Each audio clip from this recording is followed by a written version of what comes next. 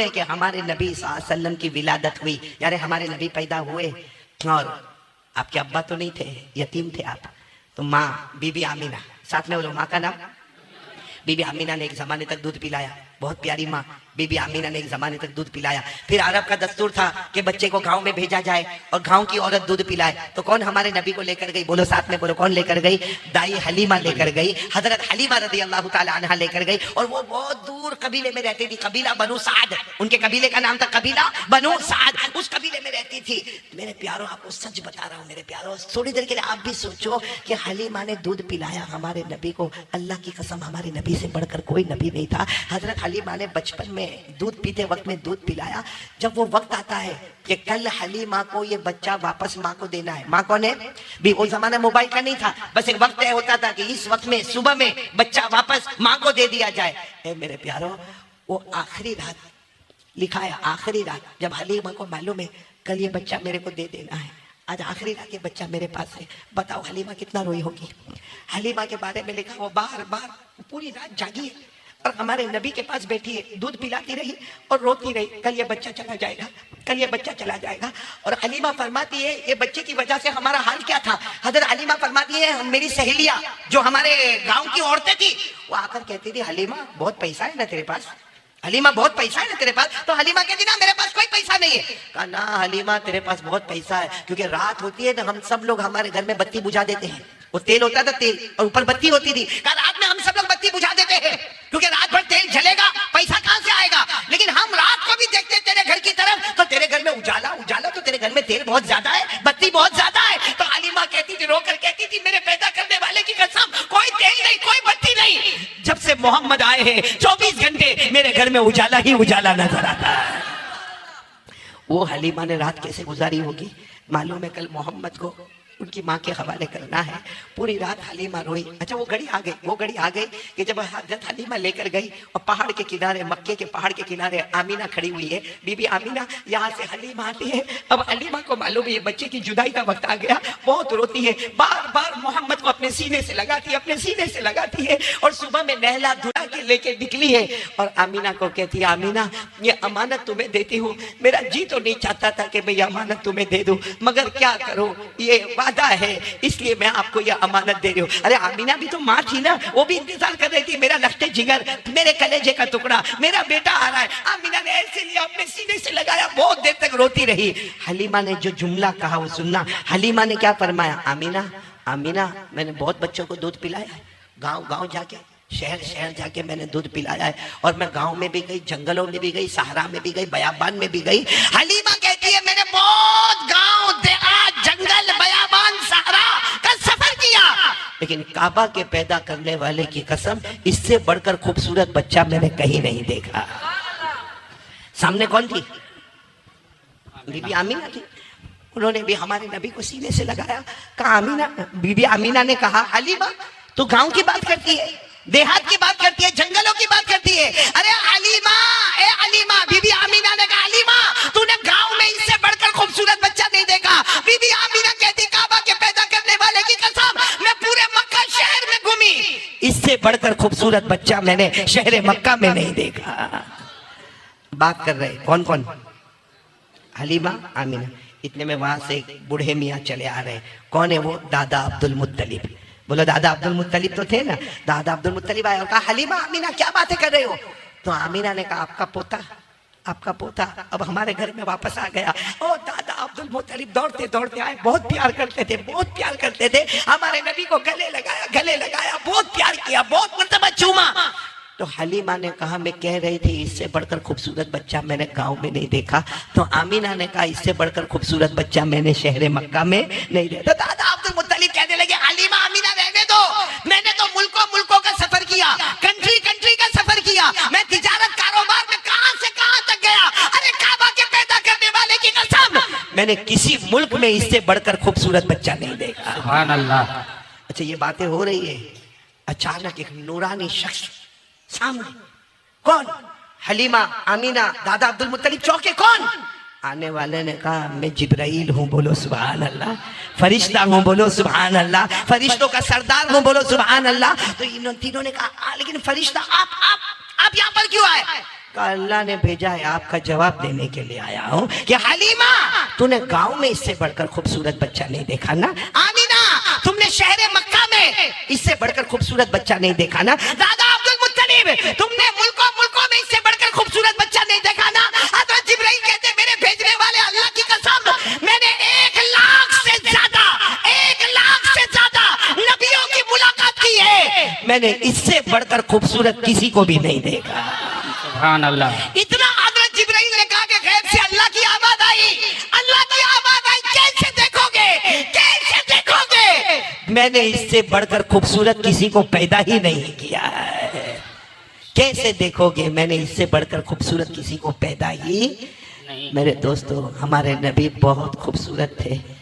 आपको मालूम है एक वक्त आता है बच्चा 1 साल 1.5 साल का हो जाता है, 2 साल का हो जाता है, अब उसको खिलौने की जरूरत पड़ती है। किसकी जरूरत पड़ती? आपने देखा होगा हमारे घर में बच्चे होते हैं, खिलौने लाए जाते हैं। एक रात हमारे नबी वही 1.5-2 साल की उम्र, हमारे नबी सो रहे हैं, आमीना बैठी हुई। आमीना कौन? अम्मी, वालिदा।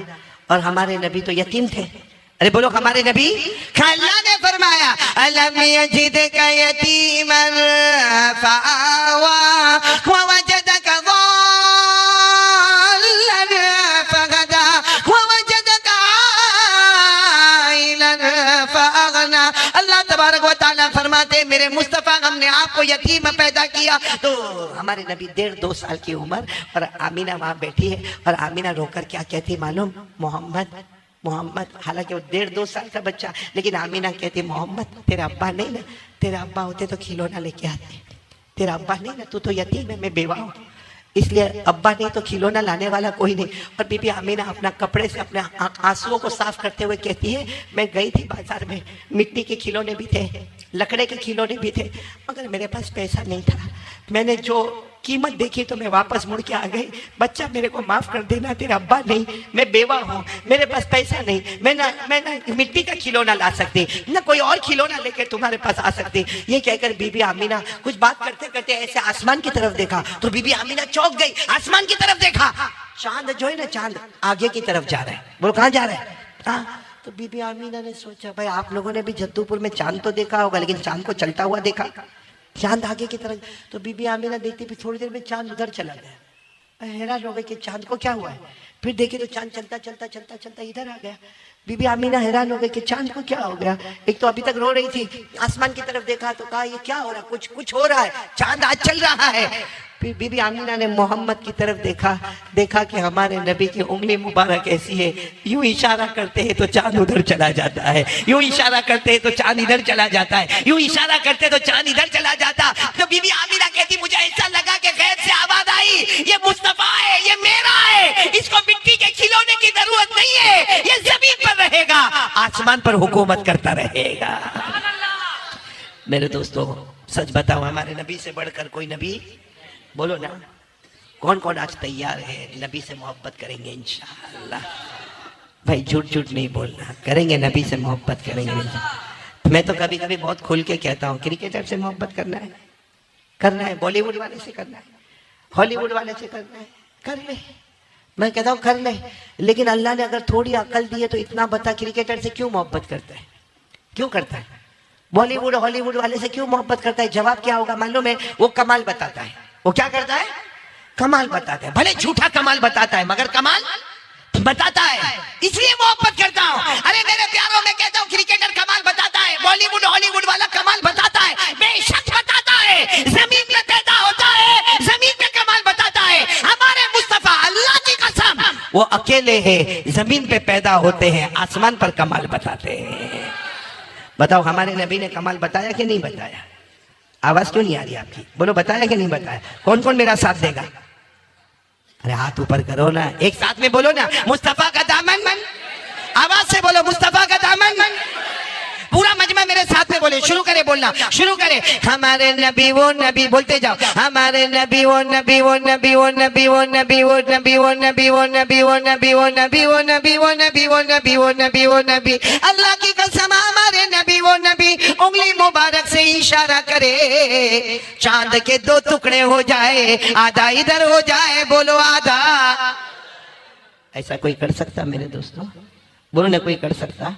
हमारे नबी की क्या शान होगी मेरे दोस्तों, क्या शान होगी कि हमारे नबी का ऐसा गुजर हो रहा है। बोलो, ऐसा हमारे नबी का गुजर हो रहा है। वहाँ अबू जहल बैठा है, मक्का में अबू जहल बैठा है, उसके दोस्त बैठे हैं, शराब की मजलिस हो रही है और मालूम नहीं गालियां बकी जा रही है। हमारे नबी वहाँ से जाते हैं तो अबू जहल ने गालियां देना शुरू की और अबू जहल के दोस्तों ने भी गालियां देना शुरू की। किसी ने पत्थर मारा, हमारे नबी ने कुछ नहीं कहा, अपना गर्दन झुका के वहाँ से जाने लगे। लेकिन जब अबू जहल ने हद कर दी और अल्लाह की तरफ भी गाली की निस्बत कर दी तो हमारे नबी आए और आकर कहा अबू जहल से, कितना ही मारोगे, कुछ भी करोगे, मैं अल्लाह का रसूल हूँ। बोलो, मैं मोहम्मद अल्लाह का रसूल हूँ, अल्लाह का नबी हूँ, अल्लाह का पैगंबर हूँ, मैं ला इलाहा इल्लल्लाह की तालीम देता जाऊँगा। ये कहा और ये कहकर हमारे नबी आगे चले गए। तो अबू जहल ने अपने दोस्तों को कहा, चलो आज मौका है, आज एग्जाम, आज इम्तिहान लेने का मौका है, रात का सन्नाटा है। और वो हमको बोलकर चले गए कि मैं अल्लाह का रसूल हूँ, अल्लाह का नबी हूँ, और कुछ भी हो जाए मैं ला इलाहा इल्लल्लाह का ऐलान करता रहूंगा। अबू जहल ने कहा बहुत अच्छा मौका है, अपने सारे दोस्तों को कहा हाथ में मुट्ठी में कुछ भी ले लो, अपनी मुट्ठी में ले लो, मुट्ठी टाइट बंद कर दो, टाइट बंद कर दो और चलो। अब हमारे नबी तो थोड़ा आगे गए थे, ये लोग आके चारों तरफ से घेर लिए, हमारे नबी बीच में, पूरा सर्कल बन गया। तो अबू जहल ने कहा, तुम तो आसमान की खबर देते हो ना, तुम तो अल्लाह के बारे में बताते हो ना, आसमान की खबर देते हो ना, ये हम सब दोस्त थे, हमारी मुट्ठी में क्या है वो बता दो, सबकी मुट्ठी बंद है, बता दो क्या है मुट्ठी में। ए मेरे जद्दूपुर वालों, कुर्बान जाओ हमारे नबी पर। ऐसे वक्त में आदमी टेंशन में आवे, डर में आवे कि मुस्कुरावे।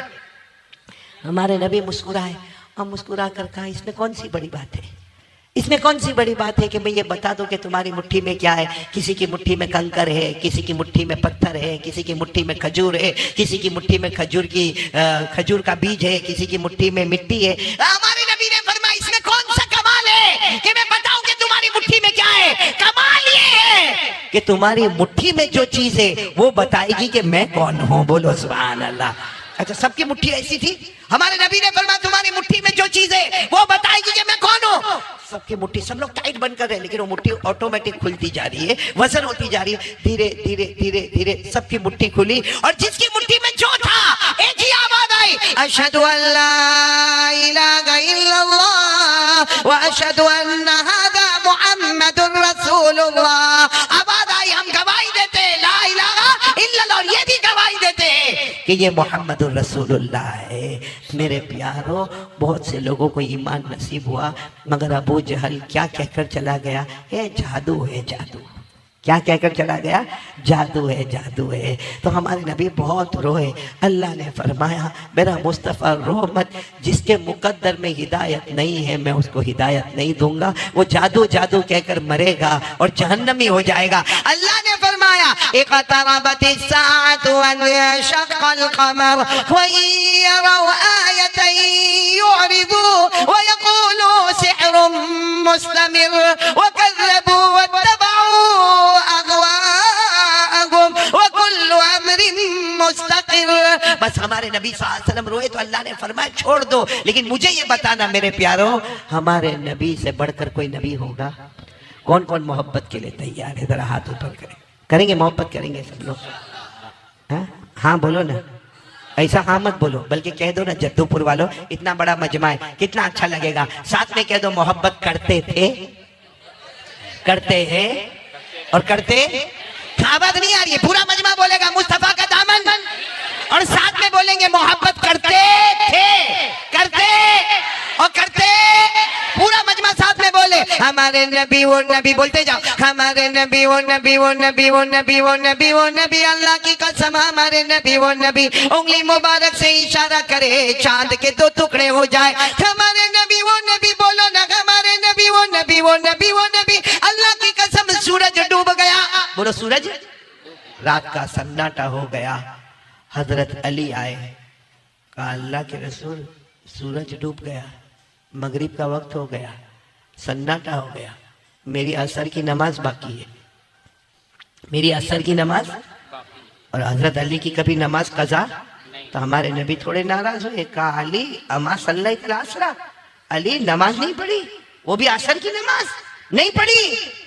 कहा अल्लाह के रसूल नाराज मत हो, कैसे पढ़ता, आपने मुझे काम के लिए भेजा और आपने साफ कहा था अली काम के लिए जाना, रास्ते में ठहरना नहीं, खाना नहीं, पीना नहीं, किसी से बात करना नहीं, और आपने इतना दूर भेजा।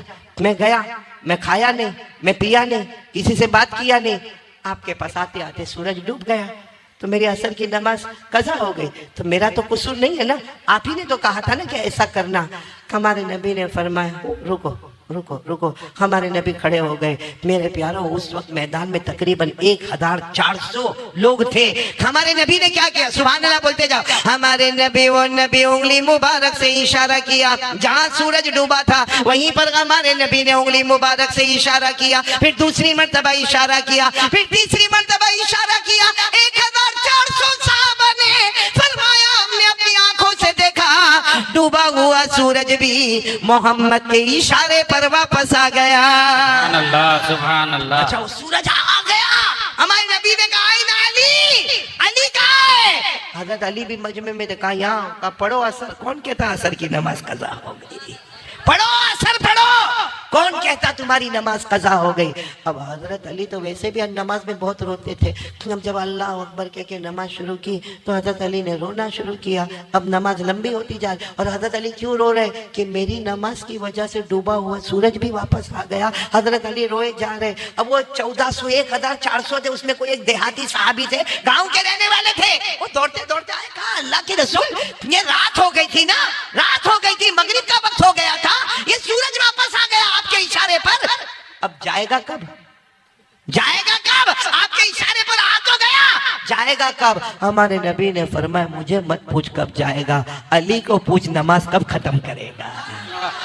मेरे प्यारों, कुर्बान जाओ हमारे नबी पर। हमारे नबी से बढ़कर बोलो कोई नबी नहीं। ए मेरे दोस्तों, मोहब्बत है ना? बोलो ना, मोहब्बत करते करते और करते।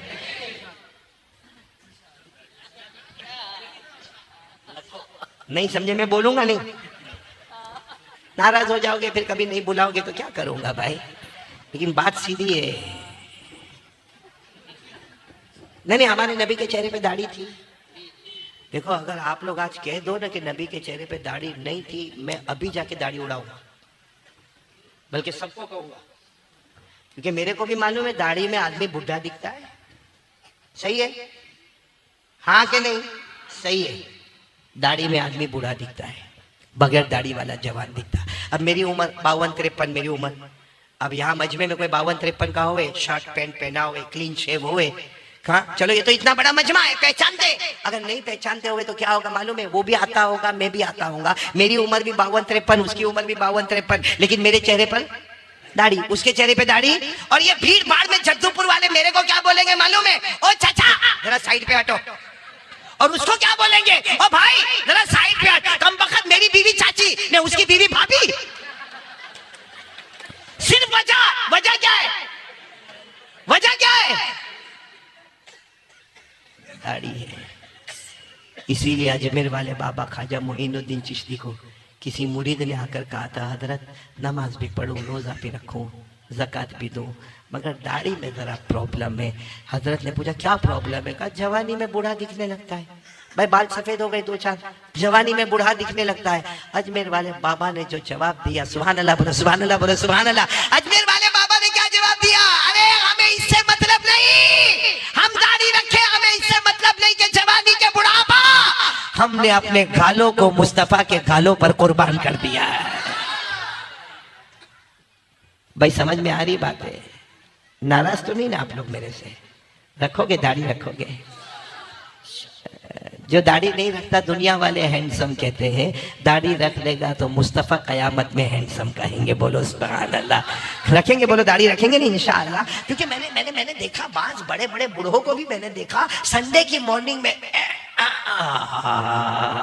अब ये बूढ़ा ऐसा करेगा तो कैसा मामला चलेगा। आज से इरादा कर लो, हमारे नबी का तरीका हमारे पास होगा। कौन सा तरीका होगा वो तो मैं आ रहा हूँ, लेकिन हर तरीका नबी का हमारा तरीका होगा। बोलो इंशाअल्लाह। हमारे चेहरे पर दाढ़ी होगी। बोलो होगी कि नहीं होगी? इंशाअल्लाह। आपको मालूम है एक बहुत बड़े अल्लाह के वली गुजरे, ख्वाजा मजज़ूब।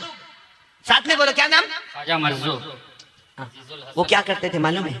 यूं दाढ़ी पकड़ते थे। पकड़ो, आप लोग भी पकड़ो, यूं दाढ़ी पकड़ो। अरे वो लोग पकड़ो जिनकी है, नहीं वो क्यों यूं यूं कर रहे हैं भाई? तो ख्वाजा मंसूर है ना यूं दाढ़ी पकड़ते थे और क्या कहते थे मालूम? अल्लाह ने माफ कर दिया, अल्लाह ने माफ कर दिया। उनकी आदत थी रोजाना दाढ़ी पकड़े, अल्लाह ने माफ कर दिया, अल्लाह ने माफ कर दिया। एक मर्तबा कुछ जवान जमा हुए, कहा कि हजरत ये क्या है, दाढ़ी पकड़े तो अल्लाह ने माफ कर दिया, अरे वजू करे, नमाज पढ़े, रोजा रखे, ज़कात देवे तो अल्लाह ने माफ कर दिया, दाढ़ी पकड़े माफ क्या है? ख्वाजा मंसूर अल्लाह के वली थे, कहने लगे मैं सोचता हूँ क्या सोचता हूँ कि कल कयामत का दिन होगा। बोलो कल कयामत का दिन होगा, मेरा अल्लाह मुझे पूछेगा क्या लेकर आया, क्या लेकर आया? मैं दाढ़ी पकड़ कर कहूंगा कुछ नहीं लेकर आया, तेरे मुस्तफा की सूरत लेकर आया, तेरे मुस्तफा की सूरत लेकर आया। मुझे यकीन है उस वक्त मेरा अल्लाह कहेगा जा मैंने माफ कर दिया, जा मैंने माफ कर दिया। इसलिए मैं अभी से दाढ़ी पकड़ कर कहता हूं कि अल्लाह ने मुझे माफ कर दिया। अच्छा, ख्वाजा मंसूर शायर थे, अरे बोलो ख्वाजा मंसूर अच्छे अच्छे प्यारे नबी की शान में शेर लिखा करते थे। जब ये वाकया उनके साथ आया तो उन्होंने एक शेर लिखा। क्या शेर लिखा? कि मैं कयामत में अल्लाह को कहूंगा, दाढ़ी पकड़कर, बोलो दाढ़ी पकड़कर कयामत में अल्लाह को कहूंगा तेरे महबूब की, बोलो तेरे महबूब की, तेरे महबूब की शबागत लेके आया हूँ, तेरे महबूब की शबागत लेके आया हूँ, हकीकत तू ही बना दे, सूरत लेके आया हूँ। करेंगे बोलो मेरे प्यारो, नबी से मोहब्बत करेंगे नहीं इंशाअल्लाह, तो दाढ़ी रखेंगे नहीं इंशाअल्लाह। एक बात बोलो, नाराज तो नहीं होंगे ना? नहीं होंगे तो क्या करोगे? कुछ नहीं कर सकते तो सुना करो ना, चुपचाप सुन लो भाई। तो होगा कोई महल्ले, हमारे गुजरात में होता है, आपके यहाँ या भुवनेश्वर में या जद्दूपुर में होता है मेरे को नहीं मालूम। हमारे यहाँ पे गुजरात में एक ऐसा गांव में रिवाज होता है कि शाम का वक्त होता है ना, तो ये घर की औरत भी बाहर बैठी है, वो घर की औरत भी बाहर बैठी है, वो घर की औरत भी बाहर बैठी, दुपट्टा किसी के सर पे नहीं, कोई ककड़ी काट रही, कोई सब्जी काट रही है, और आपस में बातें भी होती रहती है अल्लाह रसूल की। आपस में मालूम नहीं क्या क्या बातें होती है। खैर वो चार पांच औरतें बैठी है, बोलो चार पांच। आप नाराज मत होना, गुजरात की बात बता रहा हूँ, आप नाराज मत होना। कितनी औरतें बैठी है? चार। इतने में जो जवान लड़के होते हैं ना, वो चार पांच लड़के होंगे, बिल्कुल क्लीन शेव, चिकना गाल बिल्कुल, हाँ, और बराबर एकदम ड्रेस भी बराबर। वो चार लड़के ऐसे आए, औरतों ने इनको देखा, बोलो इन्होंने औरत को देखा, फिर वहां गए, फिर आए, इन्होंने किसको देखा? औरत को देखा, औरतों ने इनको, फिर वहां गए, फिर आए, इन्होंने किसको देखा? औरतों को देखा, औरतों ने। ऐसा 4-5 मर्तबा हुआ, ये औरतों को देखे, औरतें इनको देखे, और वो अपना सब्जी काटने में मस्त है, ये इनको देख रहे, वो उनको देख रहे। इतने में मस्जिद के इमाम साहब निकले नमाज पढ़ा के। अब वो इमाम साहब निकले तो सर पे इमाम, लंबा जुब्बा, पैजामा, और हाथ में तस्बीह, जेब में मिसवाक, जैसे मौलाना है। वो जितनी औरतें थी ना, एक दूसरे को ए मौलाना है, चलो अंदर, मौलाना है, चलो अंदर। 2 सेकंड में तो सारी औरतें, मौलाना बेचारे घर तक झुका के आ रहे हैं। तो ये 4 जवान जो मौलाना के पास गए, कहो मौलाना you are looking very danger. एक बात पर आ जाओ मेरे दोस्तों, ये तो मैंने आपका मूड बना दिया, मूड बन गया। हमारे नबी कितनी चीजें छोड़ कर गए? 2 चीजें छोड़ कर गए। एक क्या छोड़ कर गए? कुरान, जो रोजाना कितनी देर पढ़ोगे। अब दूसरी चीज मैं आपको बता रहा हूँ, कितनी देर हो गई मेरे को बोलते आराम से है, वक्त है, हो गया वक्त खत्म है भाई। वो जाकिर भाई के यहाँ जितना खाया उतना बोल लिया, कितना बुलवाओगे भाई? मज़ीद ओवर टाइम मेरे को लेके जा रहे हो आप लोग। वो दीन मोहम्मद भी गायब हो गए, वो तो कब के गए, आप शुरू में बता दिए चले गए। अच्छा भाई, तो मैं बीवी के पास तो नहीं चला गया? इसको मैंने इतना अच्छा कहा दोपहर में, मेरे को छोड़ दे एयरपोर्ट पे, कहता ना बयान करने के लिए तो बुलाया, खाने के लिए थोड़ी बुलाया था यहाँ पे।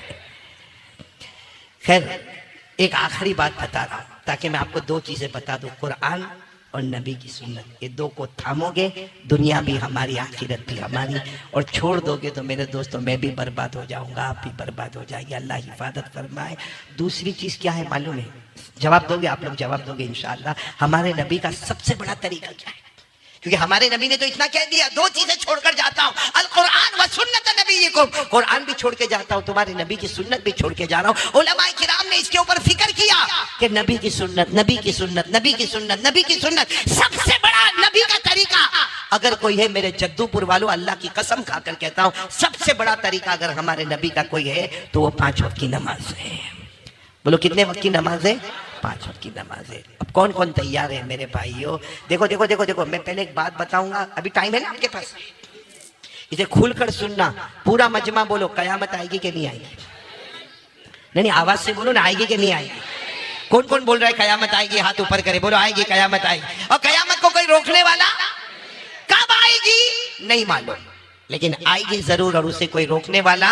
अल्लाह ने फरमाया, अल्लाह ने फरमाया, अल्लाह